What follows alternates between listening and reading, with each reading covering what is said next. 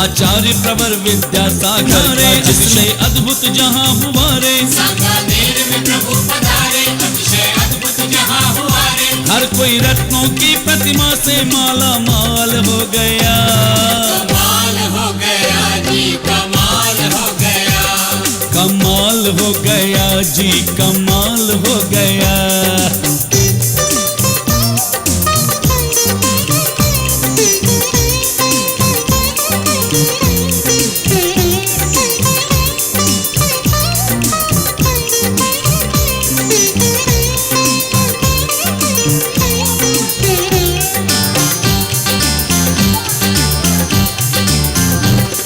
संस्कार शिविरों में आपने रचा नया इतिहास।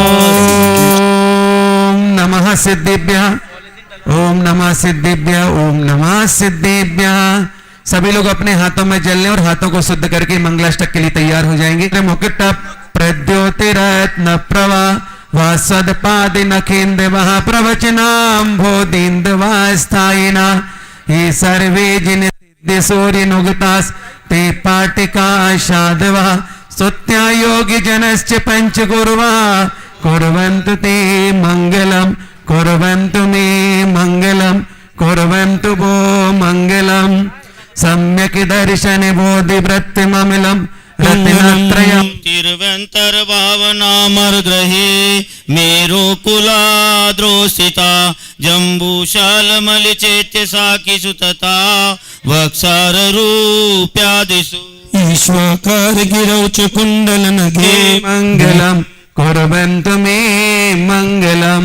सर्पोहारिलता भवत्सिलता सत्पुष्पदा मायते संपद्येति रसायनं विषमपि प्रीतिं विदत्ते रिपो देवायान्ति वशं प्रसन्न मनसा।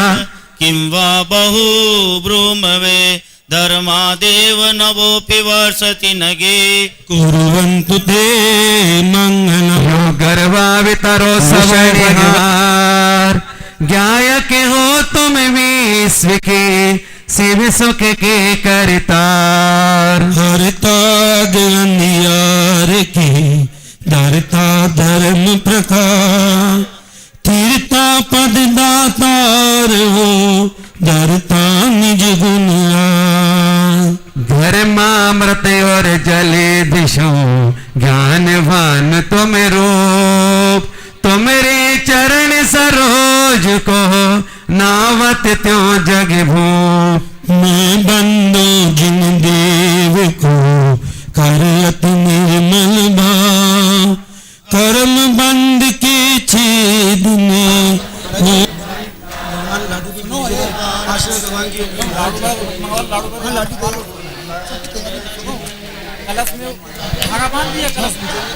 छोटे कलश को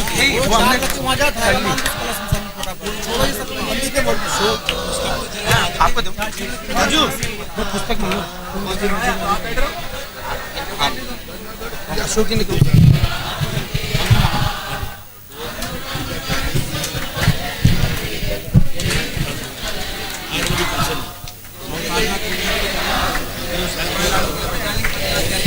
जयमाला बजा भगवान के छत्र जी की पूजा अभी। हाँ अभिषेक के टाइम पे मजा आएगा। ओ पारस प्यारा लागो अमलेश्वर प्यारा लागो लागो पारस प्यारा लागो अमलेश्वर प्यारा लागो ताकी पकड़ ली जाड़ा में रथो भूलो मारा पारस जी भूलो मारा। सभी बोलेंगे राग देश ने अब बोलेंगे मैं आया भाग्या दाग्या ताकि पर्वत की बाटा की ठोकर कैया पावाला हो पारस प्यारा लागो हमें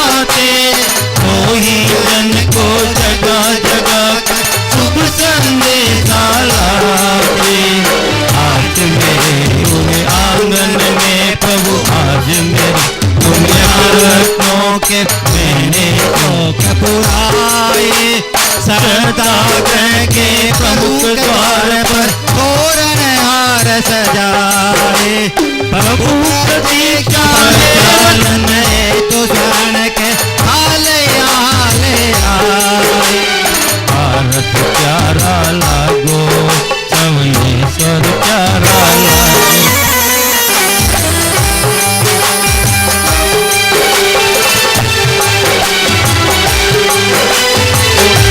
आई सवारी वीर प्रभु की बीच बरनाल में ओ दर्शन कर श्याओ आओ रे साथीड़ा आपा दर्शन कर बीच बरनाल में दर्शन कर श्याओ आओ पार्श्वनाथ जी आओ आओ नाथ आओ पार्श्वनाथ जी आओ आओ ना हृदयांगन सोना पड़ा बड़ा है जिनका नाम छोटे बाबा छोटे है जग में महान इनके चरणों में आना के माता झुकाना इनके चरणों में आना के माता झुकाना बड़े बड़े भी संकट टलते बड़े बड़े हो जाते काम बड़े बाबा बड़े बड़ा है दिलका रहूं बड़े गान तेरे पास नाथ भगवान तेरा नाम ही लेते लेते हो तेरा नाम ही लेते लेते इस तन से निकले प्राण इस तन से निकले प्राण करता रहूं शुदा रूप विनाश नैवेद्यम निर्वपामिति नाम तेहारा तारण हारा कब तेरा दर्शन होगा नाम तेहारा तारण हारा कब तेरा दर्शन होगा तेरी प्रतिमा इतनी सुंदर तो कितना सुंदर होगा नाम तेरा तारण हारा अब तेरा दर्शन होगा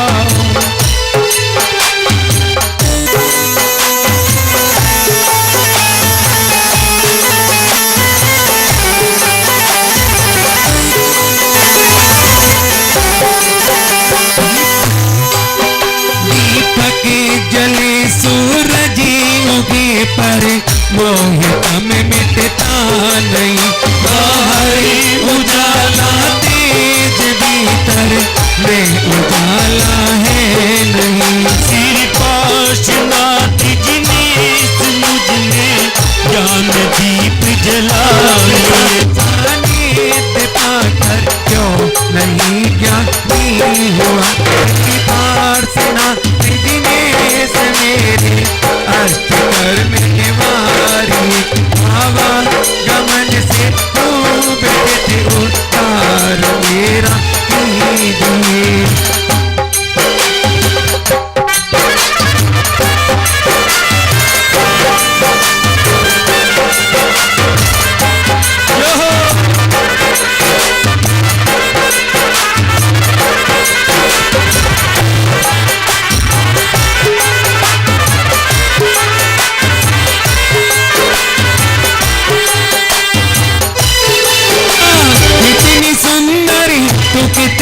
सुंदर होगा कब तेरा दर्शन होगा तेरी प्रतिमा इतनी सुंदर तो कितना सुंदर होगा नाम तेरा तारण हारा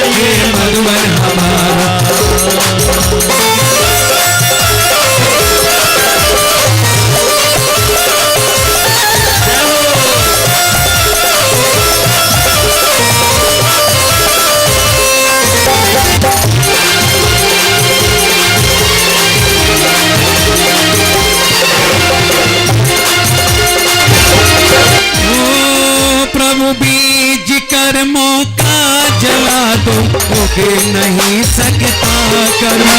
मेरा आशीर्वाद दिनेश मुझको नित्य शिव फल दीजिए। आवागमन से उम्मीद हूँ उद्धार मेरा कीजिए।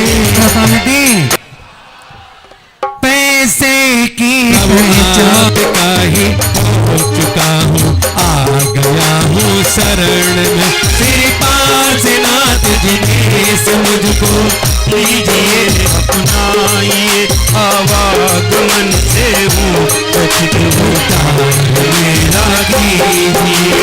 पैसे की पहचान या इंसान की कीमत कोई नहीं, बच के निकल जा इस मस्ती से। ओम ऋषि चिंतामणि प्रार्थना जिंदा नमः अनर्क पद्माते अर्घ्यम निर्वपामिति चढ़ाएंगे।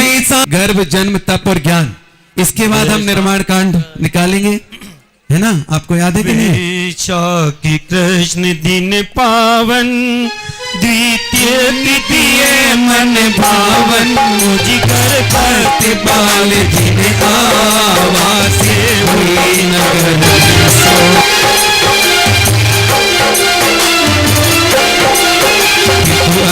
से हर्षित सारा परिवार मुदित, प्रभु प्राणत स्वर्ग बिहारी, छप्पन देवी गुण गाई। ईश्वर स्वामी चंपा पूरे नामी, नाथ स्वामी गिरनार, बंदो भाव भगति उर्ता। ओ चरम तीर्थंकर चरम शरीरे, बाबा पूरे स्वामी महावीर, शिखर सवेद जिनेश्वर भाव सहित बंदो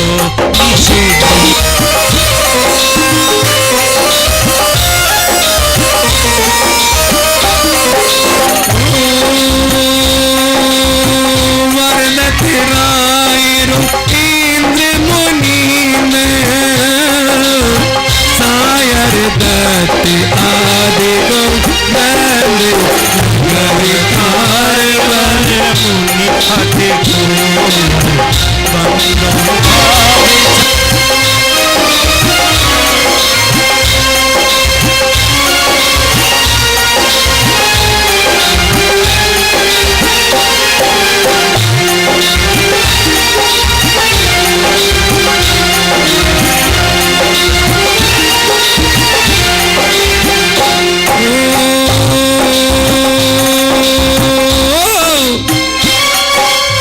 श्री गिरनार शिखर विख्याति, थोड़ी बहत्तर अनिरुद्ध आदि नमो सुखा। रामचंद्र के सुति वीर, लाड़ नरेंद्र आदि को वीर, पाँच कोई मुनि मोती मजा।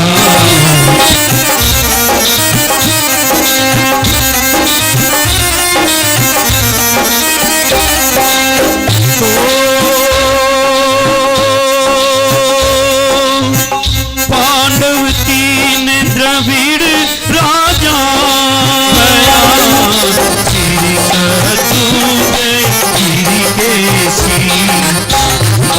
सहित बंदो सुनो सुनो सुनो सुनो, वो जो महाराज श्री पधार चुके हैं और हम निर्माण कांड पढ़ रहे हैं।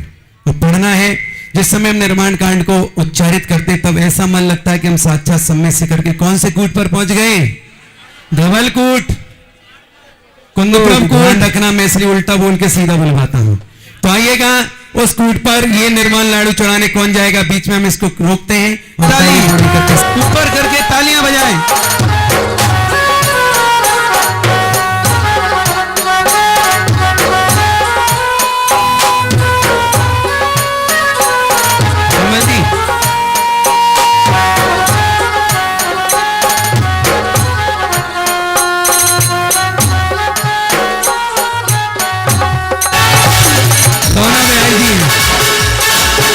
गोपाल जी और हुकम काका दोनों वीआईपी हैं। दोनों हमारी भाषा में समझी बोला जाता है, आपके यहाँ वीआईपी चलता है। दोनों के सम्मान में। हाँ, इनकी बेटी इनका बेटा। चलिए 23,323 के 4 नाम और जल्दी, समय कम। ब्यावर वाले क्या कर रहे हैं? पीछे महिलाएं। अरे पंचायती नसिया में पैसा आएगा, कहीं नहीं जाएगा, चिंता मत करो। हिंदुस्तान में कहीं नहीं जाना पैसा, क्योंकि सुधा सागर जी महाराज तो जहां कुआं खोदते हैं वहीं लगाते हैं। यत्र तत्र ना प्रेरणा देते ना भेजते हैं। इसलिए आप बिल्कुल डरो नहीं, निसंकोच बोलो। 23,323 के मात्र 4 नाम और चाहिए, एक हुआ अभी। इसके बाद सब बुकिंग कंप्लीट है। 23 हमारे निर्माण वाले हो चुके हैं। पहाड़ियां जहां भी हो जल्दी से मंच पर आए, उन्हें लाड़ू चढ़ाने का मौका मिला है। चलिए धोती दुपट्टे वाले सभी लोग उधर को खिसक जाएं ताकि महिलाओं को ना स्पर्शित हो। धोती दुपट्टे वाले दीपक का भी ध्यान रखें, अपने दुपट्टे से बचा के रखें। उनका ऋषभ जी बांद्री और राजेंद्र जी, मनीष जी बूंदी और श्रीमती चंदा देवी पाड़िया इस तरफ खड़े हो जाएं। चलिए संगीतकार तैयार रहेंगे, हम निर्माण कार्य शुरू करते हैं। ओ श्री बलभद्र मुकति, ये पढ़ चुके हैं, हमारा आधा पढ़ चुके। बेतराग बंदो सदा वाव सहित सिर नाय, कहो कांड निर्वाण की आशा सुगम बनाए। अष्टापद आदि सर स्वामी दास पोच पापुर नामी, प्रेमीनाथ स्वामी गिरना बंदो भाव सहित निर्वाण। तीर्थंकर करम शरीर पावापुर स्वामी महावीर, शिखर समेत जिन्हें सरवीर भाव सहित ब्रह्मों में सदेव। दत्त राय रोइंद्र मुनि सायर दत्त आदि गुण बंद, नगर तारवर मुटी उड़को बंदो भाव सहित कर दो। गिरनार शिखर विख्यात कोटि 72 अरसों सात, शंभु प्रदम्भ कुमार द्विभाल अनुरुद्ध आदि नमो तसुपाल। रामचंद्र के सुत वीर प्राण नरेश आदि गुण दीर, 5 कोटि मुनि मुक्ति मजा प्रवीण राजन, 8 कोटि मुनि मुक्ति पयान। फिर शत्रुंजय गिर के जी और सहित बम्बों से बलभद्र मुकट में गए, 8 कोटि मुनि और हुए। श्री गज पंच चकर सुबसार नमो तो काल, राम हनो सुग्रीव सुडेल गवा के नील माय। नंगे अनंग कुमार जुजान, 5 कोटि के 50 हे बम्बा करे परवार। नदी सिद्ध भर कोट पश्चिम दिशा जय कोट, मैं चक्री दस काम कुमार उठ कोड़ी अनुभव पार। बड़वानी और नयर सुचन दक्षिण देश की ओर सुनतन, इंद्रजीत और कुंभ जुकर हे मनो अब सागर तल। सोनभद्र आदि विचार पावागे कर शिखर मजार, केलन नदी तीर के पार मुक्ति गए मानित पास। हरहोड़ी बड़गामी अनूप पश्चिम दिशा द्रोण गिरे रूप, गुरुदत्तादि मुनि सरजा मुक्ति गए मंडालित तार। बाल मुनि गोय नाग कुमार मिले थे होय, श्री अष्टापद मुक्ति मजार ते बन्मा इत सुरत समाज। अतुलापुर के तिथ ईशान नाम प्रदान, 3.5 कोटि मुनिराज इनके चरण नमोचित लाय। स्थल बन के दिग्गोय पश्चिम दिशा कुंत गिर सोय, कुलभूषण दशभूषण नाम इनके तीरथता नित प्रतिबंध कीजेता। मन मुचकाय पैठ सिर नाय, वंदन करे कवि के गुण गाय। संवत सत्र तो एक ताल, अश्विन सद दशमी शुभ काल। भैया वंदन करे त्रिकाल, जय निर्माण काल गुणवान। चलिए मोक्ष कार्य लेंगे। देखो जो सिविल ड्रेस वाले हैं, सिविल ड्रेस वाले सभी लोग महाराज जी की चौकी के बाहर लाड़ू चढ़ाएंगे, और धोती दुपट्टे वाले भाया चरण भद्र कूट प्रभु आए, अष्टम वसुधा को पाए। 36 संग मुनि राया, जब गई सिद्ध पद पाया, तो प्रभु की जय जय, संवेद शिखर की जय जय। आइएगा महाराज श्री के माइक को चालू करेंगे। पूज्य महाराज श्री स्वर्णवज्र कूट पर आपको ले जाएंगे और वहां पर अर्घ निर्वाण लाडू समर्पित करेंगे। भक्ति कलश के पुण्यार्जक श्री ह्रीं श्री देवादिदेव चिंतामणि पारसनाथ स्वर्णभद्र से को निर्माण प्राप्त किया, ताके चरणारविंद में निर्माण लाडू सहित अर्घम निरुपाम ते बोले पार्श्वनाथ भगवान की, मोक्ष सप्तमी महोत्सव की, संत शिरोमणि गुरुवर आचार्य श्री विद्यासागर जी महाराज की, मुनि पुंगव सुधा सागर जी महाराज की, बोले पूज्य महासागर जी महाराज की, बोले पूज्य निष्कम सागर जी महाराज की, पूज्य गंभीर सागर जी महाराज की, बोले धैर्य सागर जी महाराज की, समस्त मुनि संघ की, बोलने वालों की धन्य। चलिए आइएगा, अब हम जयमाला निकालेंगे। कर्म जयी हो काम जयी, उपसर्ग विजेता कहलाए, कर्म कोट परमेश्वर हो, मार्ग विधाता मन आए। ओ नगर बनारस है अति सुंदर, अश्वसेन नृप परम उदार, तीर्थंकर बालक को पाकर ऊपर छाया हर्ष अपार। देव कल्याण पंच महामृत डरे स्वयं दीक्षाली, चार मास छठमस्त मोनिर आत्म निधि को प्रगटाली। तभी कमट ने पूर्व भैरवन पूर्व पवों का स्मरण किया, आंधी तूफान गंगा से प्रभुत्व को कष्ट दिया। हर छोटी उपद्रव जल अग्नि से महाविघ्न करने आया, जल से भर आई धरती पर किंचित नहीं दिखा पाया। हाथ गुफा में लीन प्रभु अनुपसर्ग सहे भारे, इसीलिए ऊपर पारस प्रभु हाथ से कारे। और बेर किया अनुभव तक भारी, आखिर माया विनश गई, ध्यान सूर्य की किरणों से कमट हवा भी पार गई। प्रभु आपने विघ्नों को दूर किया, सामने भाव धर प्रभु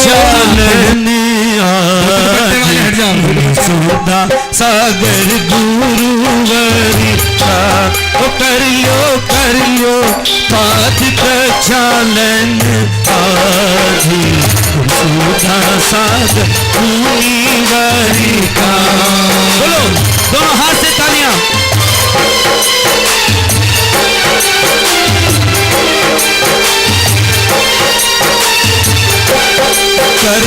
कर लियो पादी प्रक्षालन आदि, सुधा सागर मुनि वरेगा। सागर के चरणों जाकर पाद प्रक्षालन कराना है, दाया पाद प्रक्षालन करवाना है।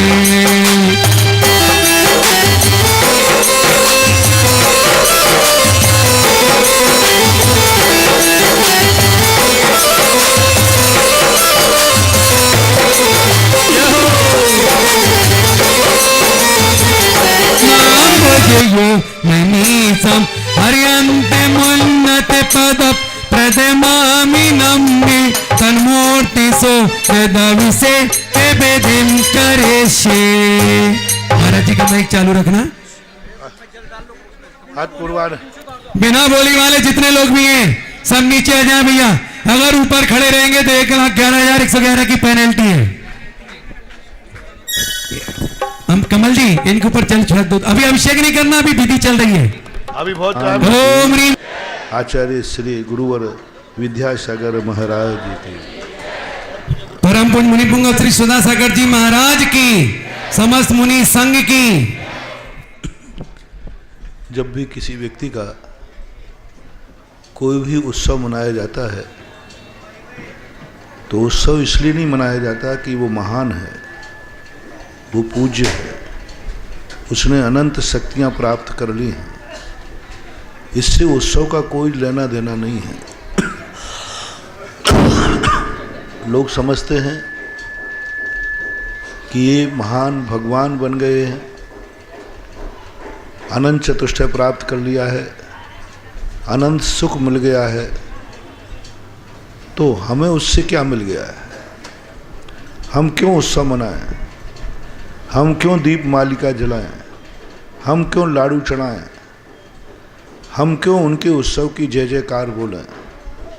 क्योंकि जैन दर्शन का स्पष्ट उल्लेख है, जिस कार्य में स्वयं आत्मा का हित न छुपा हो वह कार्य कभी दूसरों के लिए नहीं करना चाहिए।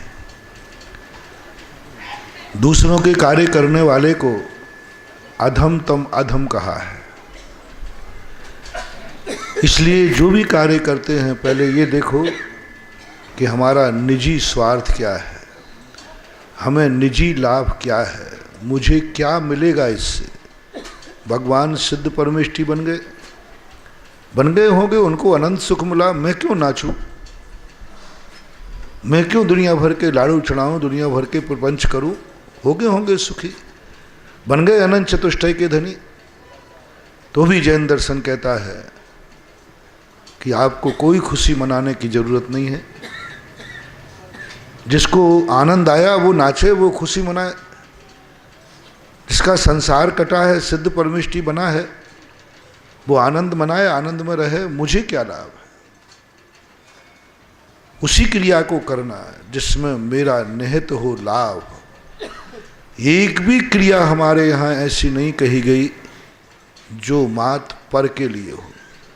संसारी पर तो छोड़ो, भगवान जैसे पर के लिए भी हमारा कोई कार्यक्रम नहीं है। भगवान की जब भी जय जयकार बोलने की बात आई तो जिनवाणी माता ने कहा, जिनेंद्र देव ने अपने मुख से कहा कि तुम मेरी जय जयकार मत बोलो, मैं भगवान बन गया हूं इसलिए तुम मेरी जय जयकार मत करो। लेकिन करना जरूर है, क्योंकि मेरी जय जयकार हुए बिना, करे बिना तुम्हारी जय जयकार नहीं होगी, इसलिए जय जयकार करो। इनकी शुद्ध दशा की प्रशंसा किए बिना मैं शुद्ध नहीं होऊंगा, इसलिए इनकी प्रशंसा करो। गुणवानों की प्रशंसा इसलिए नहीं की जाती कि वे गुणवान हैं, गुणवानों की प्रशंसा इसलिए की जाती कि हमें गुणवान बनना है। और उनकी प्रशंसा किए बिना आज तक ना कोई गुणवान बना है ना बन रहा है। आज लोग नारा लगाते हैं कि भक्त नहीं भगवान बनेंगे। वे मूर्ख हैं, एक बात पर रुक गए कि हम क्यों भगवान की भक्ति करें, जब हम भगवान बनेंगे तब हम आनंद मनाएंगे। लेकिन उनको ये भूल गए कि जिनवाणी का कथन है कि भक्त बने बिना आज तक कोई भगवान तो छोड़ो बागवान भी नहीं बन पाया। इसलिए भक्त तो मैं बनूंगा, और भक्ति तो हमारे जैन दर्शन में है। भगवान की हर क्रिया में एक ही बात कही, तुम क्यों भगवान की इतनी बड़ी पूजा कर रहे हो, क्यों गुणानुवाद कर रहे हो? तो तुरंत सम्यक दृष्टि कहता है, वंदे तद्गुण लब्धे। मैं भगवान का गुणानुवाद नहीं कर रहा हूं, भगवान के गुण मेरे अंदर प्रकट होंगे इसी विधि से, इसलिए मैं भगवान का गुणानुवाद कर रहा हूं। ये जैन दर्शन का असाधारण है। संसार में किसी भी दर्शन में ये परंपरा नहीं है। सभी में भगवान की पूजा है, भगवान का गुणानुवाद है, भगवान की जय जयकार है। लेकिन मात्र विश्व के 11 मजहबों में मात्र एक मजहब है जैन दर्शन, जिसमें भगवान की पूजा भी इसलिए की कि मुझे भगवान बनना है। साधुओं को आहार भी दिया तो इसलिए नहीं दिया कि साधु भूखा है, नहीं, मुझे अपना जीवन धन्य करना है, मुझे भी एक दिन इस पद को प्राप्त करना है, इसलिए वो साधु की संगति में आता है। इसलिए सबसे बड़ा लक्ष्य, सबसे बड़ा असाधारण विशेषता जैन दर्शन की है कि आज अपन पारसनाथ भगवान को सबसे ज्यादा महत्व क्यों दे रहे हैं, क्यों देते हैं?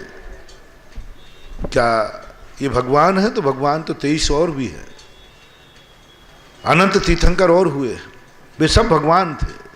लेकिन इनसे हमारे जीवन का बहुत बड़ा संबंध जुड़ा हुआ है। इन्होंने संसार की उन कठिनाइयों में जी के दिखाया, इन्होंने संसार में रह करके भी ऐसी ऐसी समस्याओं का समाधान किया और ऐसे संकटों को कैसे झेला जाता है हमें प्रैक्टिकल करके दिखा दिया। इन्होंने कांटों पे चल के दिखाया इस संसार में जीने की कला कैसी है, मैं संसार में कैसे जीऊं, ये पारसनाथ ने जी के दिखाया। अन्य तीर्थंकरों ने जी के नहीं दिखाया, उन्होंने कह के दिखाया, कहा, उन्होंने मात कहा, उनकी जिंदगी में जीने में नहीं आया, लेकिन पारसनाथ ने जी के दिखाया कि यदि संसार में तुम्हें रहना है तो तुम्हें अपनी जिंदगी का एक सूत्र अपनाना पड़ेगा, जियो और जीने दो। तुम उसे भी बचाने का प्रयास करो। पारसनाथ को अपन सोचते हैं, देखो कितनी बड़ी कला। पारसनाथ यूं दुनिया में नहीं पूछ गए, उन्होंने एक ऐसा सूत्र दिया, ऐसा कंसेप्ट दिया, एक ऐसा मंत्र हमें देके चले गए कि उस मंत्र से आज हम सारे संसार में बहुत शक्ति से जिंदा रह सकते हैं। वो उस जीव को बचाने पहुंच गए, देखो कितनी बचे। किसी ने अच्छे जीव को नहीं बचाया पारसनाथ, किसी महाराज को नहीं बचाया पारसनाथ, किसी राजा और सेठ को नहीं बचाया पारसनाथ, जैसे सारी दुनिया बचाती है, उसे नहीं बचाया। पारसनाथ उसे बचाने के लिए अपना सब कुछ छोड़ बैठे जिसे दुनिया देखते ही मारती है, देखते ही डंडा याद आता है, देखते ही मारने का भाव आता है। मैंने चातुर्मास स्थापना पर कहा था, महावीर ने यह कभी नहीं कहा कि तुम मुझे पहचानो, महावीर ने उसे कहा कि तुम उसे पहचानो जिसे दुनिया नहीं पहचानती। ये पिछी जो हम लोगों को दी थी वो इसलिए दी थी कि उन जीवों को पहचान रखो जिन जीवों को दुनिया जीव ही नहीं मानती। यही स्थिति पारसनाथ ने एक आनंद मनाने जा रहे थे, अपने दोस्त यारों के साथ गंगा का वाटरफॉल देखने जा रहे थे, गंगा की बाढ़ देखने जा रहे थे। सावन का महीना था और सावन के लिए जा रहे थे घूमने के लिए हाथी पर बैठकर, लेकिन एक सांप को जलता हुआ देखकर, नाग नागिन को जलता हुआ देखकर अपना शौक, अपना आनंद, अपनी दोस्तगिरी, अपने गोट मनाने का जो जुमूम लेकर के चले थे वो छोड़कर हाथी से कूद करके उस नाग नागिन को बचाने चले गए। वहां इस बात का संदेश हमें दिया कि अपनी जिंदगी का कितना भी बड़ा आनंद क्यों ना हो, जहां किसी जीव को बचाने की बात आए तो सारे संसार के आनंद को छोड़ करके जीव को बताने के लिए उतर जाना चाहिए। एक संदेश दिया, हमें जीने की कला सुनाई कि हमारा आनंद क्या है, हमारा कर्तव्य क्या है, हमारा धर्म क्या है, हम संसार में कैसे जिंदा रहें, संसार के कीचड़ में हम कैसे जिंदा रहें कि हमें जंग नहीं लगे, हम सोने के समान खरे उतर जाएं। तो उन्होंने सिखाया कि देखो मैं खुद आनंद मनाने जा रहा था, उस आनंद और जीव रक्षा का आनंद में कहाँ लगता है वो आनंद, कहाँ लगता है वो गंगा का तट, कहाँ लगता है सावन की झड़ियों का आनंद, कहाँ लगता है दोस्त यारों के साथ गोट, कहाँ लगता है। उससे बड़ा धर्म कोई है, कर्तव्य है तो उससे बचाना। दूसरा संदेश ये दिया, किसे बचाने के लिए दुनिया मर जाती है, भगवान को गुरुओं को बचाने के लिए दुनिया मर जाती है, राजा को बचाने के लिए दुनिया मर जाती है, अपने परिवार को बचाने के लिए। पारसनाथ ने एक संदेश दिया कि मैं उसे बचाने के लिए अपना अपमान सहन कर रहा हूँ, उसे बचाने के लिए मैं जन्म जन्म का बैर मोल ले रहा हूँ, उसे बचाने के लिए मुझे जन्म जन्म तक संकट उठाना पड़ेंगे, जन्म जन्म का बैर मुझे भोगना पड़ेगा, और ऐसा बैर मेरा बंधेगा इस घटना से कि मैं मुनि बन करके भी इस बैर को, बैरी से नहीं निपट पाएंगे। इतना बड़ा बैर सद रहा है, क्या पड़ी थी इनको इतना बड़ा बैर लेने की, क्या पड़ी थी इतना बड़ा संकट लेने की। जान रहे हैं पारसनाथ कि यदि मैंने ये घटना नाग नागिन को बचा लिया तो मेरा इतना बैरी बनेगा कि ये मुनि बनने के बाद भी नहीं छोड़ेगा। सामान्य व्यक्ति कहते भैया अपन क्यों बैर भाव मूल्य में, वो मर रहे हैं तो मरने दो। पारसनाथ कहते हैं मैं जन्म जन्म का बैर लेने को तैयार हूं, मैं उस जीव को बचा रहा हूं जिस जीव को देखते ही दुनिया मारने का भाव करती है। आपके घर में सांप निकले तो आप क्या करोगे? सबसे पहले तो स्वयं डंडा ढूंढोगे, और नहीं मिले तो किसी दूसरे को बुलाओगे, और यदि तुम्हारी 14 है तो कह दोगे भैया यहाँ आओ। बोले क्या बात है? ये सांप है। तो बोले क्यों सांप है? तो बोले ये डंडा है, तुम क्यों नहीं मारते? बोले भैया मेरी 14 है। ये सांप है, ये डंडा है, मेरी 14 है, ये बहाना करके और सांप को मरवा डालोगे। पारसनाथ स्वयं गए, नौकर को भी भेज सकते थे। पिताश्री राजा थे अश्वसेन बनारस के, पिताश्री से शिकायत करके उस सांप नाग नागिन को बचवा सकते थे। नौकर थे, दोस्त यार थे, सब थे। नहीं, धर्म कभी दूसरे के हाथ से नहीं किया जाता, धर्म स्वयं किया जाता है। और स्वयं जाकर के उन्होंने उस नाग नागिन को बचाया, और उन्होंने यह संदेश दिया कि तुम चाहते हो कभी मेरे जीवन में संकट ना आवे, और संकट आए तो उसे दूर करने वाला भी दुनिया में जन्म लेवे, तो तुम्हें ऐसे जीव को बचाना पड़ेगा जिसे दुनिया मारती है और तुम उसे बचाने दौड़ जाओ। देख तुम किसको बचा रहे हो? जिसे दुनिया बचा रही है, जिसके लिए दुनिया बचाने का भाव कर रही है, तुम उसे बचाओ जिसे दुनिया मारने का भाव करती है। नाग नागिन का कथा क्या है? इतनी सी तो बात। जब वे देवता बनकर के गए, नाग नागिन धरणेन्द्र पद्मावती बने, उन्होंने यही तो सोचा कि ये कैसी आत्मा थी, कैसा उपकारी था। दुनिया मुझे देखकर मारती है, संसार में एक जीव है जो मुझे मरते देखकर मुझे बचाती है। सांप की कौन रक्षा करता है? बचाने का भाव किया और अपनी सब कुछ आनंद लुटा के। सवाल ये भी नहीं, सवाल ये था उन्होंने जीव को बचाया, ये सवाल नहीं था। जीव को तो अपन रोज को बचाते हैं, कोई ना कोई किसी ना किसी जीव की रक्षा करता है। एक सैनिक राजा की रक्षा कर रहा है, एक राष्ट्र की रक्षा कर रहा है, एक परिवार वाला, एक माता पिता अपने बेटे की रक्षा करता है। आप सब महाराजों की रक्षा करते। सवाल ये नहीं है। बचाया तो जीव को नहीं बचाया, उस जीव को बचाया जिस जीव को कोई बचाता नहीं है। दूसरी बात, कब बचाया? ऐसे साधारण रूप से नहीं बचाया कि हाँ सांप को छुड़वा दो, नहीं। एक ऐसे आनंद को मनाने जा रहे थे, उस जीव को बचाने में उन्हें अपने आनंद की बलि चढ़ा दी। इतना ही महत्व नहीं था उस जीव को बचाने के लिए। तीर्थंकर जैसे पद पर, अरे तीर्थंकर को कोई आंख उठा के नहीं देख सकता, तीर्थंकर को कोई जबान नहीं खोल सकता, और इतना अपमान, इतनी गालियां उस कमठ के जीव ने दी, इतना अपमान किया। तो सांप कहता है कि मैं किस जीव, मुझे बचाया है। पद्मावती कहती है धरणेन्द्र से, और धरणेन्द्र जब कहते हैं, पद्मावती का संबोधन करते हैं हम कि देख इन्होंने मुझे बचाया ही नहीं, जीव को बचाने वाले तो बहुत हैं, लेकिन अपन की उस पर्याय में इन्होंने बचाया है जिसे दुनिया मारती है। और बचाया ही नहीं, अपने बचाने के लिए उन्होंने गंगा तट की सैर छोड़ दी, और हमें बचाने के लिए इन्होंने इतना अपमान सहन कर लिया, और मुझे बचाने के लिए इन्होंने जन्म जन्म का बैर स्वीकार कर लिया, जो इन्हें मुनि पद पे भोगना पड़ेगा। ऐसे महान उपकारी का उपकार करने का क्या अपना कर्तव्य नहीं है?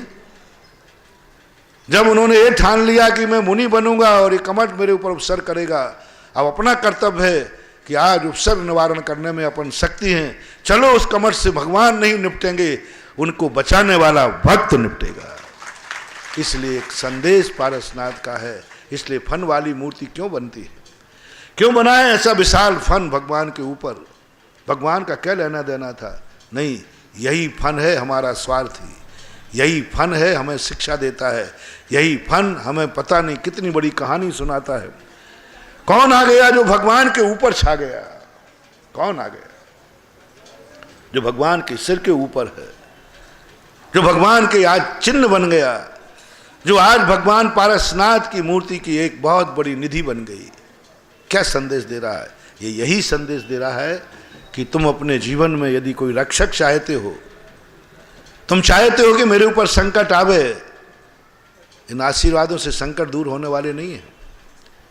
इन पिछियों के आशीर्वाद से संकट दूर होने वाले नहीं हैं। इन माला और जापों से भी संकट दूर होने वाले नहीं हैं।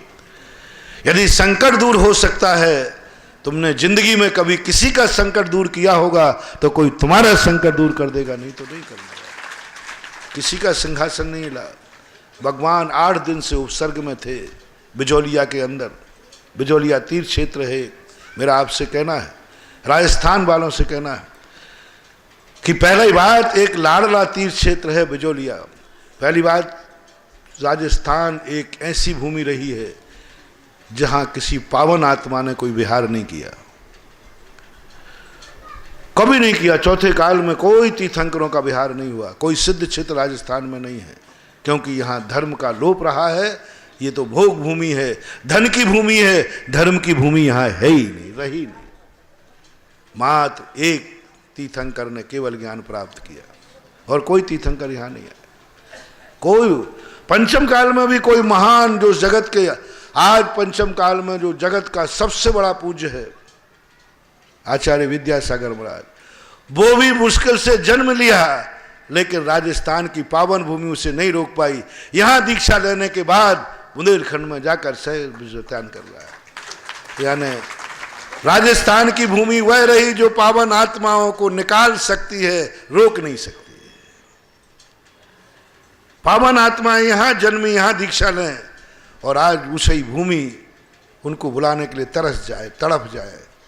ये ऐसी अपावन भूमि है, ये ऐसी मरुभूमि रही है, मात्र प्रकृति से ही उजड़ी हुई नहीं है, ये धर्म से भी उजड़ी हुई है।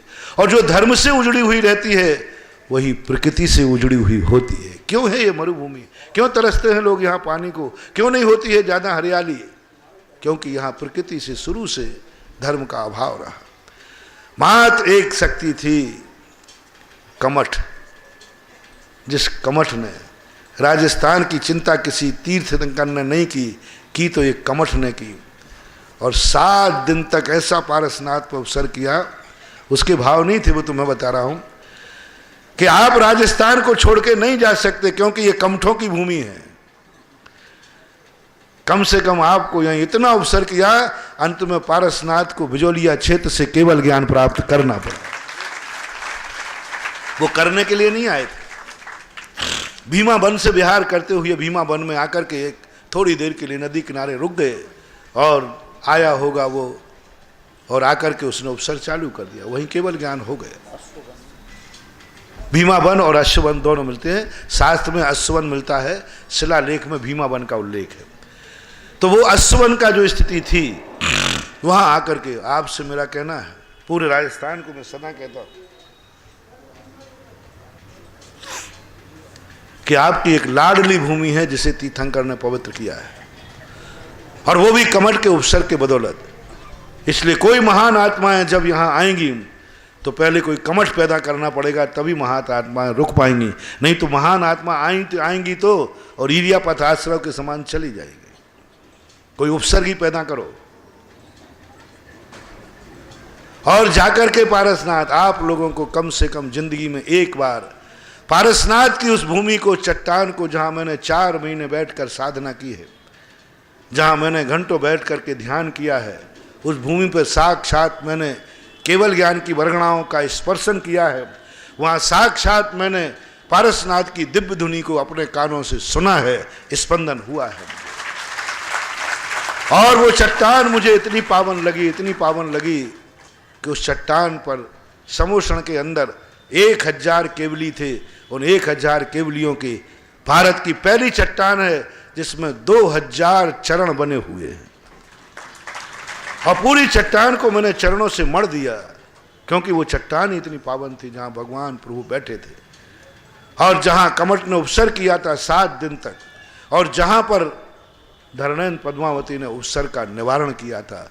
वे चट्टानें आज तक भारत में ऐसी चट्टानें नहीं मिलेंगी। आधा किलोमीटर के बाहर मैं पूरे 4 महीने यही ढूंढता रहा। आधा किलोमीटर के अंदर वो चट्टानें हैं, ऐसी चट्टानें कटी हुई हैं जैसे आप ट्रे में एक मिठाई की बर्फी को काट देते हैं, बिल्कुल धागे से सूत मिला के काटी गई हैं। यानी कमठ ने वो काट काट करके उठा करके फेंकी थी, और बाद में कुबेर ने उनको बिछा करके उसी पर समोषण की रचना कर दी थी। जिंदगी में एक बार जरूर करना राजस्थान के लोग, और अपने रिश्तेदारों को कभी भी बुलाओ, राजस्थान के किसी कोने में आए, दूसरे प्रांत के लोग आवे तो रिश्तेदारों को मैनाल घुमाने की अपेक्षा और मैनाल घुमा लेना, साथ में उन्हें पारसनाथ की भूमि का दर्शन करा देना। वो राजस्थान का व्यक्ति को अपने यदि पारसनाथ प्यारा है तो राजस्थान का हर व्यक्ति एक नियम ले लेवे कि मेरा रिश्तेदार कहीं से आएगा, उसे एक बार हम पारसनाथ बिजोलिया क्षेत्र का उस भूमि की चट्टान का माथा जरूर झुकवाएंगे। अंतर रिश्तेदार क्या, और अपने रिश्तेदारों को, अपने दोस्त यारों को, अपने साधर्मियों को जितना प्रचार कर सको, सारे दुनिया के तीर्थ वंदना तुम कर लो, सम्मेश शिखर की वंदना तुम कर लो, जहां भी तीर्थ यात्रा मिले तो पारसनाथ के संबंध में कहना। पारसनाथ की टोंक पर भी तीर्थ यात्रा मिले, बोले यहां तो उन्होंने निर्माण प्राप्त किया था, हमारे चलो बिजोलिया क्षेत्र पर राजस्थान, वहां पर तो भगवान का संकट दूर हुआ था और केवल ज्ञान प्राप्त हुआ था। केवल ज्ञान से मेरा कल्याण हुआ था, मोक्ष से कल्याण नहीं हुआ था, केवल ज्ञान से मेरा कल्याण हुआ है। केवल ज्ञान ने हमारे लिए शिक्षा दी है। यदि इतने से ज्यादा और यदि भक्त बनना चाहते हो तो राजस्थान के हर व्यक्ति को एक नियम ले लेना चाहिए, कम से कम भारत वालों को मना नहीं कर रहा हूं कि कम से कम साल भर में कहीं ना कहीं तुम गोट मनाने जाते हो। कोई मैनाल जाता है, कोई ब्यावर के पास में एक पड़ा था स्थान, अभी जो पहले जाते थे शिवपुरा घाटा, और कहीं जाओ या नहीं जाओ, राजस्थान के हर परिवार को परिवार सहित साल भर में एक बार पारसनाथ की इकलौती राजस्थान की मरुभूमि की केवल ज्ञान स्थली बिजोलिया जरूर जाना चाहिए। और ज्यादा कुछ नहीं करना, उस चट्टान के पास खड़े होकर 9 बार नमोकार मंत्र पढ़ के आना, चमत्कार देखना। शायद वो धरणैन पद्मावती पारसनाथ की रक्षा करते करते उस दीवाने की भी रक्षा कर देंगे जो हर साल उस भूमि के दर्शन करने जाता है। क्योंकि उस भूमि के दर्शन करने इसलिए नहीं भेज रहा हूं कि पारसनाथ का दर्शन करना, शायद उसके दर्शन करते हुए धरणैन पद्मावती के विकल्प आ जाए कि ये मेरे प्रभु का इतना दीवाना है कि हर साल यहाँ एक श्रीफल लेके आता है, हर साल 9 बार नमोकार मंत्र पढ़ने आता है। शुक्रवार का व्रत करने से पद्मावती खुश होने वाली नहीं है। क्षेत्रपाल पद्मावती को गुड़ खिला करके उनकी आरती उतारने से खुश होने वाली नहीं है। लोग कहते महाराज आप क्षेत्रपाल पद्मावती के विरोधी हैं। अरे मैं सबसे बड़ा समर्थक हूं क्षेत्रपाल पद्मावती का, बस इतना है मैं उनका भक्त नहीं हूं, वो मेरे भक्त हैं। सारे काम वो ही करते हैं, ना मैं उनको गुड़ खिलाता हूं, ना उनको चोला पहनवाता हूं, ना उनको चूड़ियां चढ़वाता हूं, ना उनको हार पहनवाता हूं, ना क्षेत्रपाल बब्बा का चोला चढ़ाता हूं, कुछ नहीं करता। मात्र उनको जो प्यारी भूमि है बिजोलिया क्षेत्र, उस बिजोलिया क्षेत्र को मैं नमस्कार करता हूं तो वे सारे देवता मेरे आगे पीछे घूमते। ये देखो कि किसी भी व्यक्ति को प्रसन्न करना है, यदि वो सीधा प्रसन्न नहीं हो रहा हो तो ये देखो कि उसकी प्रिय चीज कौन सी है। आप ही बताएं, आपका बॉस है, कलेक्टर है, और आपका बॉस से यदि संबंध सीधा डायरेक्ट नहीं बन पा रहा है तो आप किसे सोच ढूंढते हैं कि बॉस सबसे ज्यादा किसे चाहता है, कौन है, उसके पास जाते हैं। तो कई लोग तो कलेक्टर की श्रीमती के द्वारा, क्योंकि ये नियम है, सिद्धांत है, पारस धरणैन पद्मावती तक तुम्हारी पहुंच नहीं है, तुम्हारी पहुंच नहीं है, पहुंचने की चेष्टा भी मत करना, पहुंच भी नहीं पाओगे, क्योंकि बिना मरे स्वर्ग मिलने वाला नहीं है, इसलिए मरने की चेष्टा मत करना। मैं जिंदा में धरणैन पद्मावती को मिलाता हूं, तुम्हें मरने के बाद स्वर्ग मिलेगा, मैं जीते जी स्वर्ग को यहीं बुलाता हूं। बोलो दोनों स्वर्ग में से कौन सा स्वर्ग चाहिए? वो स्वर्ग चाहिए जो मरने के बाद मिले कि जिंदा में यहीं बुला दूं? धरणैन पद्मावती आपको मरने के बाद मिलेगी, मैं जिंदा में बुला देता हूं, लेकिन धरणैन पद्मावती तक तुम्हारी पहुंच नहीं है और मेरी भी पहुंच नहीं है। लेकिन मैं धरणैन पद्मावती को यहां बुलाऊं, मैंने धरणैन पद्मावती का एक वीक पॉइंट पकड़ लिया। सुन रहे हो ना? कोई माला नहीं पहनना, कोई चोला नहीं चढ़ाना, कोई चूड़ियां नहीं चढ़ाना, कोई इनकी आरती नहीं उतारना, एक वीक पॉइंट पकड़ लिया मैंने, धरणेन्द्र पद्मावती को सबसे प्रिय कौन है? सब बोलो। बस मैंने पारसनाथ को पटा लिया, वो अपने आप दौड़े चले आते। फाइल तुम श्रीमती को देते हो और कलेक्टर से मंजूर होके आ जाती है। इसलिए जो कलेक्टर से अपना दोस्त नहीं बना पाए, महिलाओं तुम कलेक्टरनी को अपनी सहेली बना लेना। फाइल जाएगी कलेक्टरनी के पास और साइन होंगे कलेक्टर के। बस मैंने भी अपनी फाइल लगाता हूं पारसनाथ के और धरणेन्द्र पद्मावती उसको निपटाते रहते हैं कि भाई पारसनाथ। बस एक सबसे बड़ा गुण आप सीख लीजिए, धरणेन्द्र पद्मावती को सिद्ध नहीं करना, उनको सबसे प्रिय कौन है? धरणेन्द्र पद्मावती अपने इनको बॉस मानते हैं, सब मानते हैं, सबसे ज्यादा प्राणों से प्यारा मानते हैं। स्वर्गों का सुख छोड़ करके इनकी चरणों की सेवा करने के लिए आ गए। इसका अर्थ सब है। तो अपन क्यों धरणेन्द्र पद्मावती के चक्कर में पड़े? अपन तो बस भगवान पारसनाथ की भक्ति करें, पारसनाथ को पूजें, पारसनाथ के जय जयकार करें, पारसनाथ की निर्माण स्थिति पर साल में एक बार जाकर के परिवार सहित माथा टेकें। अपने आप धरणेन्द्र पद्मावती आ जाएंगे, बोले ये मुझे बहुत प्रिय है क्योंकि मेरे भगवान का ये भक्त है। ये कला सीखना चाहिए। पंचम काल में एक ही कला है। पंचम काल में हम डायरेक्ट आदेश नहीं दे सकते, ए देवता यहाँ आओ, वो डायरेक्ट नहीं आएंगे।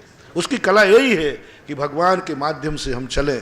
और यदि तुम्हारे लिए प्रिय है और प्रिय है और जल्दी चाहते हो तो हर महीने का नियम ले लो कि मैं बिजौलिया जाकर के महीने में एक बार 9 बार नमोकार मंत्र पढ़ के उस चट्टान पर श्रीफल चढ़ाएंगे जहां पारसनाथ प्रभु का केवल ज्ञान हुआ है। मैंने तो जितने दिन वहां रहा हूं, एक भी दिन ऐसा नहीं गया जिस दिन उस पर चट्टान पर जाकर के उन पावन वर्णाओं को मैंने आत्मसात नहीं किया हो। बरसात भी होती थी, कभी चूक जाता था तो दोपहर में चला जाता, पर 24 घंटे में एक बार उस चट्टान पर ना जाने कितनी शक्ति, ना जाने कितनी एनर्जी मेरे पास आ गई है। और ज्यादा एनर्जी तो क्या कहें, आजकल तो 24 घंटे मेरे हर कार्य धरणेन्द्र पद्मावती निपटाने लगे हैं, क्योंकि उन्होंने जान लिया कि ये मेरे प्रभु का दीवाना है। जिस भूमि पर मैंने भगवान को बचाया था उस भूमि को आज आकाश में उठा के आया है। जिस चट्टान पर मेरे प्रभु ने केवल ज्ञान प्राप्त किया था उस चट्टान पर हजारों चरण खोद करके आ गया। आज वो हजारों लोगों के लिए वंदनीय हो गई है। इतने गंदे स्थान में पड़ा था वो स्थान, इतने गंदे स्थान में मैं कल्पना मुंह से नहीं बोल पाऊंगा। आज वो इतना पावन हो गया है कि मुनिराज भी नमोस्तु करने जाते हैं। बताते हमारे संघ के 2 महाराज, हमारे अनुज प्रणम सागर चंद सागर जी महाराज हैं हमारे संघ के। वो दोनों महाराज ने आज बताते, उन्होंने कहा कि मुझे यहाँ बिजौलिया में कुछ नहीं चाहिए, सबसे बड़ी निधि हमें है वह चट्टान जो भगवान पारसनाथ ने केवल ज्ञान प्राप्त किया था, वह चट्टान जो हमारे मुनिश्री ने पावन और पवित्रता का घोष किया है। उन्होंने अभी भोला बिजौलिया के अंदर स्थापना पर, और वो प्रतिदिन जाते हैं वहाँ चट्टान पर ध्यान करते हैं। एक दिन तो 24 घंटे के लिए ध्यान में बैठ गए। इतना आकर्षण, इतना पावन उस चट्टान का है। और वो चट्टान के पाने के लिए आज मुनि महाराज भी उस चट्टान को देख करके, उस चट्टान पर खड़े होकर के, उस चट्टान पर ध्यान करके अपने अंदर की बुझी हुई अनंत शक्तियों को जागृत करने लगे हैं, अपनी शक्तियों को। और मैंने वो करके दिखाया। ना जाने कितनी शक्तियां मेरे यहाँ बुझी पड़ी थी। वो चट्टान पर बैठ बैठ करके मैंने ना जाने अपने अंदर के कितने बुझे हुए दीप जलाए हैं जो मुझे भी प्रकाश दे रहे हैं और प्रकाश में आप लोगों के भी अंधेरे दूर हो रहे हैं। क्योंकि दीपक सुपर प्रकाशी होता है, दीपक का प्रकाश हम किसी को रोक नहीं सकते। इसलिए महानुभाव मेरा कहना है, आज पारसनाथ मोक्ष कल्याणक है। इस दिन आप एक नियम लें, कम से कम साल में एक बार परिवार सहित हम बिजौलिया की उस भूमि पर जाएंगे जहां भगवान को केवल ज्ञान हुआ। क्योंकि राजस्थान की इकलौती भूमि है। एक पावन आत्मा ने इस राजस्थान को एक अतिशय क्षेत्र, वास्तविक अतिशय क्षेत्र तो पूरे राजस्थान में श्री महावीर जी नहीं, सांगानेर नहीं, पदमपुरा नहीं, तिजारा नहीं, और बहुत सारे तेज हैं। सबसे बड़ी पावन भूमि अतिशय क्षेत्र तो वो है जहां भगवान पारसनाथ को केवल ज्ञान हुआ था। केवल ज्ञान से पावन भूमि से अतिशय बड़ा कोई अतिशय नहीं हो सकता। जहाँ स्वर्ग के देवता, तो ऐसा समय कम है, अब अपना कार्यक्रम भी है। इतना ही कहना चाहता हूँ पारसनाथ जीवन का महोत्सव, पारसनाथ जीवन की ख्याति, उनके पीछे एक बहुत बड़ी कहानी रहती है। संक्षेप में मैंने उसकी कहानी का एक अंश, एक टेलर तुम्हारे लिए दिया। कई बार तो मैं पारसनाथ के जीवन पर बोलने बैठा, एक एक महीने बोला था, 8-8, 10-10 दिन तक भी पारसनाथ की पूरी कहानी बोलते रहो। इतने पहलू हैं इनकी ज़िंदगी में, इतनी शिक्षाएं मिलती हैं इनकी ज़िंदगी में। जिस भाव को उठा लो उसी भाव में शिक्षा के अंबार भरे पड़े। जिस भाव में उठा लो उसी भाव से कोई ना कोई एक बुझा हुआ दीपक जल जाता है, एक ऐसी शक्ति मिल जाती है। आज अपन भगवान का निर्माण महोत्सव मना रहे हैं, जिसे बिजौलिया का एक क्षेत्र, सबके लिए कहना, अपने रिश्तेदारों को कहना, यदि राजस्थान में तुमने रिश्तेदारी की है तो रिश्तेदारी ये जब ही मानी जाएगी जब तुम एक बार आकर के हमारी भूमि को पावन करने वाले पारसनाथ बिजौलिया क्षेत्र के एक बार दर्शन करो तो ही मेरी रिश्तेदारी मानी जाएगी, अन्यथा रिश्तेदारी कट्टी। काय के रिश्तेदार, मेरे से रिश्तेदारी बना के क्या करोगे? मेरे राजदार की रिश्तेदारी, मेरे बॉस की, मेरे भगवान के साथ आप संबंध जोड़ें, उनको अपना इष्ट माने, तो यह रिश्तेदारी जन्म जन्म तक भी चल सकती है, क्योंकि हम उन भगवान के भक्त हैं। इस प्रकार से ऐसे पारसनाथ भगवान, और ये मूर्ति साधारण नहीं है। जितने लोग यहाँ बैठे हैं, मैं नहीं जानता हूँ कि कौन शूद्र बैठे हैं, मैं नहीं जानता हूँ, जितने ओरिजिनल वंशानुगत दिगंबर जैन हैं वे आज चूके नहीं निर्माण दिवस पर धोती दुपट्टा पहनकर पारसनाथ प्रभु का महामस्तकाभिषेक जरूर करें। ना जाने ये मूर्ति उस भूमि से आई है, ये भूमि मूर्ति से आई है जहाँ सांगानेर 700 जोहरियों का गढ़ था, जिस सांगानेर के लिए राजा सांगा को बचाया था, जिस सांगानेर ने पहले संग्रामपुर, फिर सांगावती, फिर सांगानेर नाम पाया, चतुर्थकालीन नगरी जो थी आगम के अनुसार, और राजा सांगा ने अपने प्राण इन्हीं के चरणों में बचाए थे। और अकबर ने जब आक्रमण किया था, 3 राजाओं ने मिलकर के, तत्थकगढ़, कुंभकगढ़ और एक और है टोडा रायसेन, ये 3 देशों ने मिलकर के एक साथ सांगानेर पर आक्रमण किया था और सारा तहस नहस कर लिया था, पूरा मीना बाजार। और मात्र जब मंदिर को तहस नहस करने के लिए आगे कदम बढ़ाए तो तीनों राजा और सेना कीलित हो गई थी। और जब तीनों राजाओं ने मिलकर के भगवान के, आदिनाथ भगवान के चरणों में नमस्कार किया और घोषणा की कि जिंदगी में हम कभी सांगानेर संगी मंदिर को कभी तहस नहस नहीं करेंगे, तब वो बरी हुए थे। आज पूरे सांगानेर के अंदर एक भी पुराना कोई अवशेष नहीं है, एक भी पुरानी कोई संस्कृति नहीं है, एक भी पुरानी कोई इमारत नहीं है। मां सबसे प्राचीन कोई मंदिर बचा है तो पारसनाथ का, आदिनाथ भगवान का सांगानेर का मंदिर। ऐसा सांगानेर का मंदिर जहां मुगल राजाओं को किलित कर दिया हो, आताताई राजाओं के मस्तक झुका दिए हों, उस सांगानेर से ये मूर्ति उठ करके 100 साल पहले यहाँ आई। इनके जोड़ीदार भगवान 3 बैठे हुए हैं। जो सांगानेर गए हों, सामने वेदी के ऊपर, सामने वेदी के ऊपर 3 भगवान बैठे। दी सेम ऐसे ही फन है, थोड़ा इससे बड़ी मूर्ति है, और उनमें से ये सांगानेर से 100 साल पहले उठ के आई और इस मंदिर के मूल नायक बनने के लिए आई। 100 साल पहले का हमारे लिए एक पंपलेट मिला है, सज्जन बाबू ने दिया था लाकर, उसमें लिखा है कि ब्यावर के मूल नायक भगवान पारसनाथ, इस नस्या का नाम उल्लेख किया। बाद में किसी परिस्थिति बस उनके लिए जो कुछ भी इतिहास हुआ हो उसमें नहीं जाते हैं। आज रत्न कितना भी जमीन में चला जाए, रत्न कितना भी नाली में चला जाए, लेकिन उसको परखने वाला व्यक्ति नाली में से भी रत्न को परख लेता है। एक कला आपने देखी होगी, एक कला आपने देखी होगी कि नाली में से चांदी निकलती है। सुनार की नालियों के पास में आप तो नाली में कहते कुछ नहीं है, लेकिन वो झाड़ू लगाने वाली नाली में घुस कर के और एक ऐसा तसला रहता है, उसमें वो करते, मैंने भैया इस नाली में तुम्हें क्या मिलता है? बोले महाराज वो सेठ को पता नहीं, वो मुझे पता है। और वहाँ से एक एक महिलाएं वो नाली में से 100-100, 200-200 ग्राम चांदी निकाल लेती है, जो नाली में पड़ गई अपन ने फेंक दी। इसी प्रकार से भले तुमने साइड में कर लिया हो, लेकिन भगवान का दीवाना, पारसनाथ को पहचानने वाला, मैंने कोने में बैठे हुए भगवान को भी पहचान लिया कि ये भगवान अतिशयकारी है। इतिहास तो मुझे बाद में पता चला, ये सांगानेर से चला, मैंने तो पहचान लिया था सन 1995 में, और उसी समय कहा था इस मूर्ति में एक आकर्षण है। पता नहीं क्यों मेरा एक स्वाभाविक मुझे गॉड गिफ्ट है कि मूर्ति मुझे आकर्षित कर लेती है। अभी समय नहीं है, कभी और ध्यान में आएगा तो बताऊंगा कहाँ कहाँ की मूर्तियों ने मुझे आकर्षित किया। मैं भागा, उन्होंने पकड़ लिया। मैं छोड़ के भागा, उन्होंने बैठा लिया। मैंने सोचा मुझे जाना है, बोले नहीं जा सकते। बताऊंगा कभी कभी कोई घटनाएं, जैसी याद आती जाएंगी वैसे कभी बताता जाऊंगा। तुम्हारा पुण्य होगा तो मुझे याद आ जाएगा, और नहीं होगा तो मुझे याद नहीं आएगा, तुम्हारी तुम जानो। क्या था भाई? तो इस प्रकार से आज अपन ऐसे पारसनाथ का पहला अभिषेक और शांति धारा, और इसके बाद 108 कलश जिन्होंने लिए वो अभिषेक करेंगे दोनों लोगों के, एक तरफ से, एक तरफ से।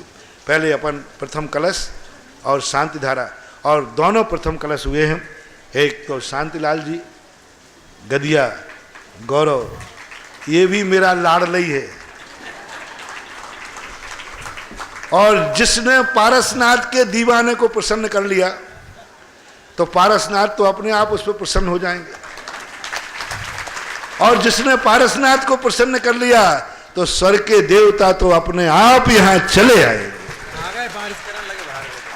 इसलिए ध्यान रखना, आप लोग इन धरणेन पद्मावतियों के चक्कर में मत पड़ो रे।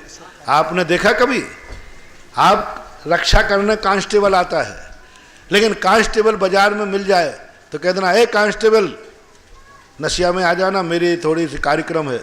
दूर से करना, वो एक डंडा फटकारेगा, तेरे बाप का नौकर भी आ गया। तरीका क्या है कांस्टेबल को बुलाने का? कांस्टेबल को बुलाना है तो थानेदार के पास जाकर एसपी के साथ एक एप्लीकेशन दे दो, एसपी नहीं आएगा। लेकिन वही कांस्टेबल तुमसे पूछता है, भाई साहब कहाँ है मेरी ड्यूटी? क्यों पूछ रहा है? क्यों पूछ रहा है? क्यों पूछ रहा है? और डायरेक्ट तुमने कहा था तो वो डंडा दिखाने लगा, तेरे बाप का नौकर हूं। और एसपी के थ्रू ऑर्डर आया तो कह रहा, नहीं साहब मैं आपके नौकर हूं, आप तो ड्यूटी बताओ। बंधुओं, यही कला यहां सीखो। रक्षा करने वाला कांस्टेबल यदि कोई है तो धरणेन पद्मावती, लेकिन धरणेन पद्मावती को सीधे बुलाओगे वो एक झापड़ मारेगा, तुम्हारे बाप का नौकर हूं कि नहीं बुला रहे हो तुम? कितने गुड़ खिला दो, कितने शुक्रवार का व्रत कर लो, कुछ नहीं होने वाला।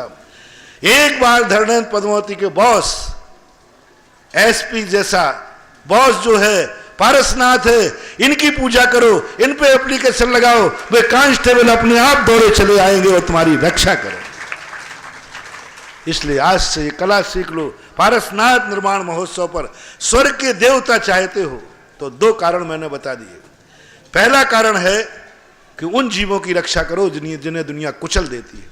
उन जीवों, महावीर ने उन्हीं जीवों को बचाने की बात कही जिन्हें दुनिया कुचलती है, जिन्हें मरने का कोई FIR दर्ज नहीं होती, जिनके मर्डर पर 302 धारा लागू नहीं होती, जिनके मारने पर कोई कत्लेआम का दोष नहीं लगाता है, जिनके मारने पर कोई ये भी नहीं, कोई दो आंसू भी नहीं बहाता है, जिनके मारने पर कोई ये भी नहीं कहता है कि इसने एक जीव मार दिया। महावीर ने कहा, हे श्रमण, हे जैनी, हे मेरे भक्तों, तुम उन्हीं जीवों को बचाना जिनके मारने पर दुनिया में कानून में 2 नंबर की 302 धारा नहीं चलती, जिनके मारने पर कोई आंसू नहीं बहाता, जिनके मारने पर कोई पीछे रोने वाला नहीं होता, जिनके मारने को कोई मारना ही नहीं मानता है। तुम ऐसे जीवों को बचाना तो वो जीव कभी तुम्हारी रक्षा करेंगे। मैं चींटी थी, वो महाराज ने बचाया था। चींटी को कोई बचाता है क्या? तो चींटी कभी देव बन जाएगी तो वो मेरे संकट में कभी रक्षा करने आएगी। एक तरीका ये। दूसरा शब्द, दूसरी बात यह है, दूसरी कि तुम्हें यदि देवताओं को बुलाना है तो देवताओं का प्रिय कौन है? चक्रेश्वरी को बुलाना है तो उसका प्रिय है आदिनाथ, और धरणेन पद्मावती को बुलाना है तो उनके प्रिय है पारसनाथ। इनके तक अपनी पहुंच बनाओ, इनको अपनी एप्लीकेशन लगाओ, इनको अपनी फाइल लगाओ, और दस्तखत धरणेन पद्मावती करेगी, तुम्हारी रक्षा करेगी। ये तो नहीं करेंगे, एसपी ड्यूटी पे नहीं आएगा, लेकिन एप्लीकेशन एसपी के पास लगेगी। ड्यूटी पर कांस्टेबल आएगा, लेकिन कांस्टेबल को एप्लीकेशन नहीं लगेगी। तुम्हारा नरियल, तुम्हारा ये कोकोनेट, तुम्हारा ये कोकोनेट, तुम्हारा नरियल, तुम्हारा दीपक, तुम्हारा अर्घ, जो कुछ भी चढ़े पारसनाथ को चढ़े तो धरणेन पद्मावती आगे पीछे घूमेंगे। कई लोग कहते हैं महाराज आपका तो देवता तो आपसे नाराज रहते हो। मैंने कि नाराज, संसार में सबसे ज्यादा धरणन पद्मावती मेरे से प्रसन्न है, क्योंकि मैं पारसनाथ को खुश रखता हूं। अपने आप हो जाएगा। इसलिए आप लोगों के लिए यह आज पहला कलश 2 व्यक्ति कर रहे हैं। अशोक काला जो बहुत मेहनती लड़का है, बहुत मेहनती लड़का है, शुरू से मैं देख रहा हूं। और शांतिलाल तो अब मैंने बता ही दिया तुम्हें कि वो भी मौके पे ही दाव लगाता है। शांतिलाल जिस बोली को बढ़ावे समझ लेना उसमें दम है, समझ लेना। बहुत होशियार बनिया है। अरे चमड़ी जाए पर दमड़ी ना जाए।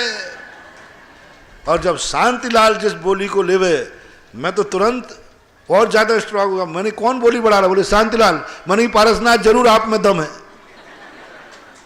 बहुत बड़ी बात होती है जहां व्यक्ति अपने धन को पानी के समान बहाने को तैयार हो जाए, समझ लेना वो चीज अनमोल है। इधर शांतिलाल बढ़ा रहा था तो अशोक भी कम नहीं था, तुरंत 1 सेकंड भी नहीं लगाया। आप कल्पना करें, पारसनाथ की मूर्ति ने आज ऐसा बना दिया कि धनवानों लोगों ने कह दिया धन का क्या मूल्य है, जो पारसनाथ की सैकड़ों साल के बाद उनके सिर पर मुझे शांति धारा करने का मौका मिलेगा। पानी की तरह धन जहां पानी की तरह बहने लग जाए, समझ लेना धन से प्रिय क्या हो गया। दुनिया को धन प्रिय होता है। लोग 10,000 रुपए के लिए मर्डर कर देते हैं, लोग कौड़ी कौड़ी के लिए मर जाते हैं, लोग कौड़ी कौड़ी के लिए भाई भाई से दुश्मनी साध लेते हैं, लोग कौड़ी कौड़ी के लिए बेटे और बाप में भी झगड़ा हो जाता है। आज वहां पर धन निर्मूल हो जाता है और भगवान का अभिषेक अनमोल हो जाता है। यही जैन धर्म की और भारतीय संस्कृति है। भारतीय संस्कृति जब धर्म की बात आती है तो धन पानी की तरह हो जाता है और भगवान का अभिषेक अमृत की तरह हो जाता है। यही सबसे बड़ी विशेषता भारतीय संस्कृति की है। ठीक, सांद्र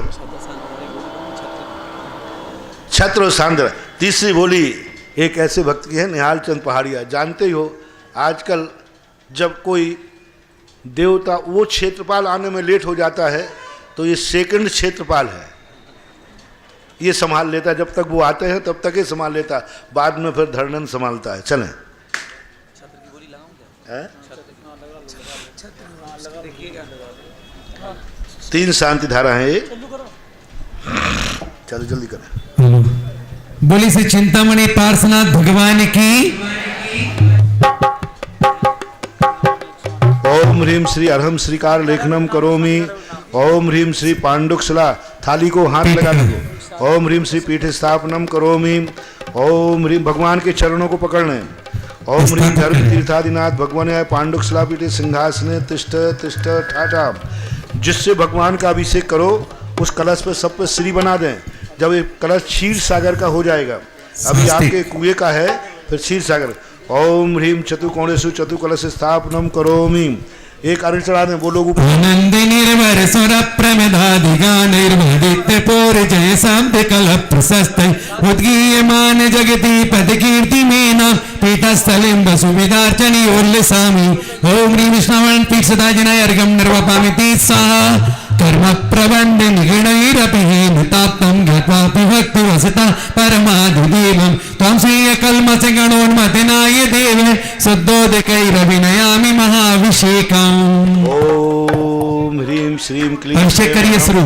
बम बम बम बम हम हम सम तम तम पम पम झम झम झीम झीम छिम छिम द्राम द्राम ध्रीम ध्रीम द्रावय द्रावय। नमो हते भगवते श्रीमते पवित्र जलनाभि शिष्यामि की स्वाहा। ओम ह्रीं श्रीं क्लीं ऐं अर्यं बम बम सम तम पम बम बम बम बम हम हम सम सम तम तम पम पम झम झम झीम झीम छिम छिम द्राम द्राम ह्रीं ह्रीं द्रावय द्रावय। नमो हते भगवते श्रीमते पवित्र जलनाभि शिष्यामि। बड़ा कलश ले ले। चलिए शांति धारा की तैयारी कर लें, बाकी लोग अभिषेक बाद में करेंगे। ओम ह्रीं श्रीं क्रीं ऐं अर्हम ताली नहीं बजाना, दोनों हाथ जोड़ लो। तम पम बम बम मम मम हम हम सम सम तम तम पम पम झम झम झीम झीम छीम छीम द्राम द्राम द्रीम द्रीम द्रावय द्रावय नमो रहते भगवते श्रीमते ओम ह्रीम क्रोम अभिषेक कारकस्य पापम खंडय खंडय जय जय दह दय पचे पचे पाचे पाचे ओम नमो रन झम झीम छीम हम सम जम बम ह्रा या सा छाम छीम छूम छे छै छोम छम छा छीम ह्राम ह्रीम ह्रूम रे रई ह्रोम ह्रम रा द्राम द्रीम द्रावय द्रावय नमो रहते भगवते श्रीमते पवित्र जलन श्री अशोक कुमार, उज्जवल कुमार, पुष्प, संजय कुमार जैन, शांतिलाल, प्रकाश चंद, सुशील कुमार, प्रदीप कुमार, नीरज, आशीष, सिद्धार्थ, समस्त गदिया परिवार, श्री निहाल चंद जी, राकेश कुमार, चंद्रमोहन, गणेश, लीलाकांत, प्रशांत, मयंक, प्रतीक पहाड़िया और ऋषभ भैया आदि समस्त परिवार उपस्थित श्रावक श्रावकानाम डॉक्टर DC जैन, सुरेश चंद, मनोज कुमार बड़जात्या, त्रिलोक चंद पांड्या, महावीर कुमार, हरीश कुमार जैन, मनोरमा देवी कासलीवाल, श्री पियर्स परिवार बेगमगंज, PS परिवार बेगमगंज, पदमचंद राजू आदि समस्त परिवार, विनोद कुमार, राजीव कुमार जैन खतौली निवासिना समस्त परिवार, सूर्य प्रकाश, विनोद कुमार जयपुर, प्रदीप कुमार जैन समस्त परिवार, श्री गोपाल जी जैन एडवोकेट, हुकम काका बांदरी वाले समस्त परिवार, श्री हुकम काका समस्त परिवार, ऋषभ कुमार बांदरी, उत्तम चंद जैन आदि समस्त परिवार, राजेंद्र कुमार, मनीष कुमार जैन बूंदी, श्रीमती चंदन देवी पहाड़िया समस्त परिवार, श्रीमती लक्ष्मी दिवाकर जैन सागर आरोग्यार्थम और श्री ज्योति जैन धैर्य सागर। मेरा नाम तुम लोग नहीं लोगे क्या? मुनिश्री सुधा सागर जी। मन मत लो, मैं खुद ले लूंगा, मुनिश्री सुधा सागर। जय हो। क्यों? भगवान के सामने मैं अपना नाम लेकर नमोस्तु नहीं कर सकता क्या? कर सकता हूँ। नमोस्तु भगवान।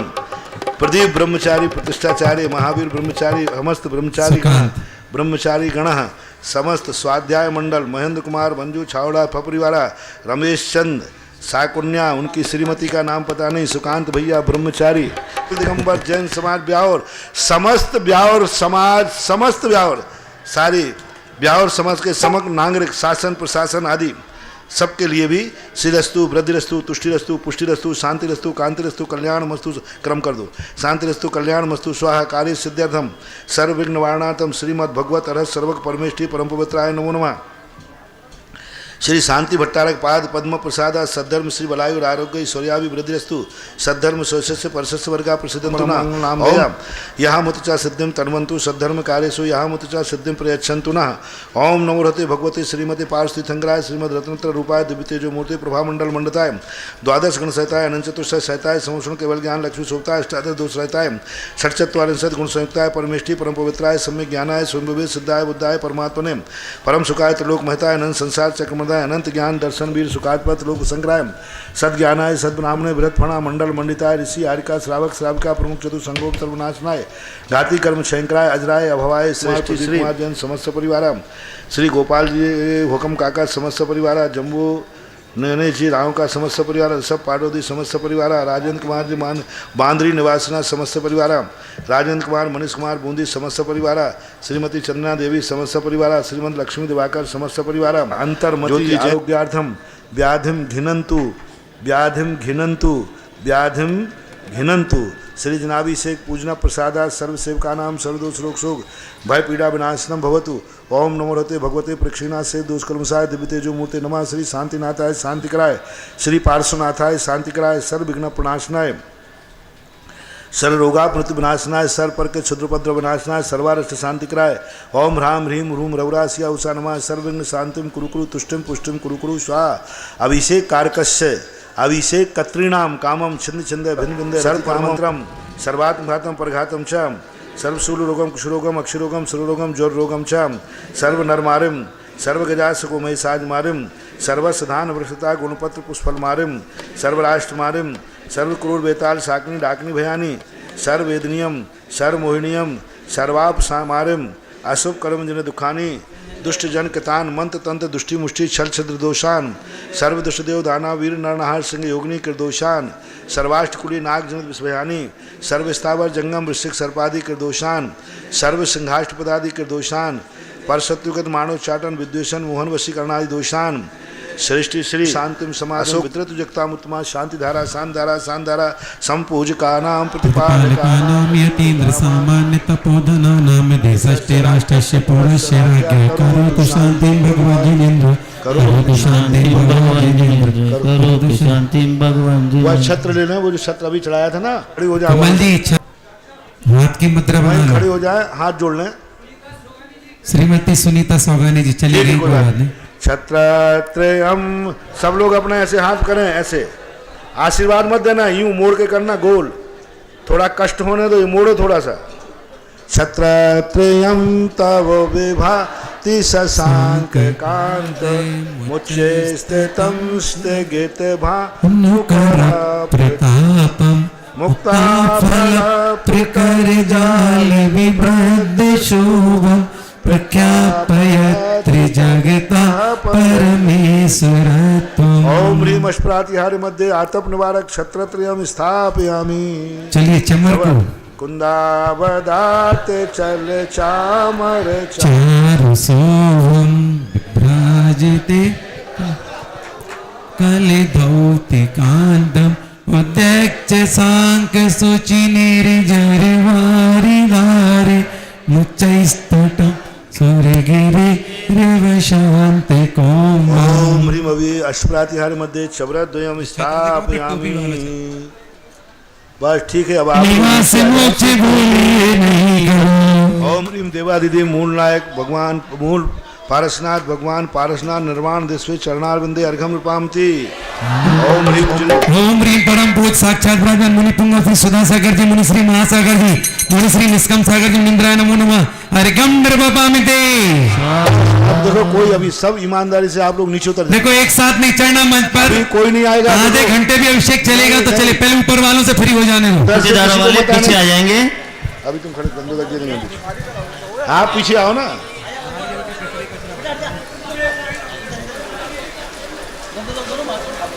अब आप पीछे, जिन्होंने अभिषेक कर लिया है अभी इधर खड़े हो जाओ, हम दे दें सबको, गंदों तक दे रहा हूँ बाद में, इधर खड़े देखें सबसे।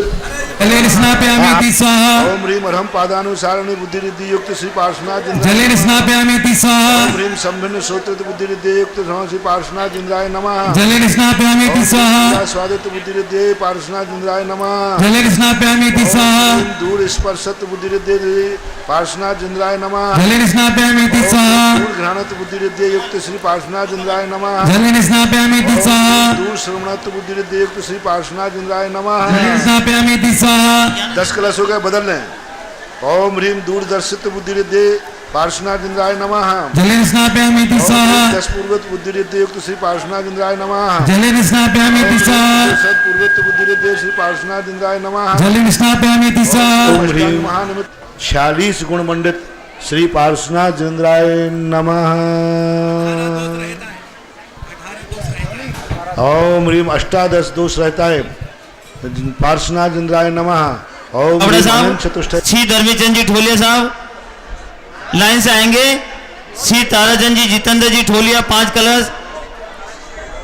श्री कमल कुमार सज्जन, श्री कमल कुमार सुबोध जी गंगवाल, श्री बसंत लाल जी कोठारी विजयनगर वाले, श्री ऋषभ जैन पल्लीवाल। सभी लोग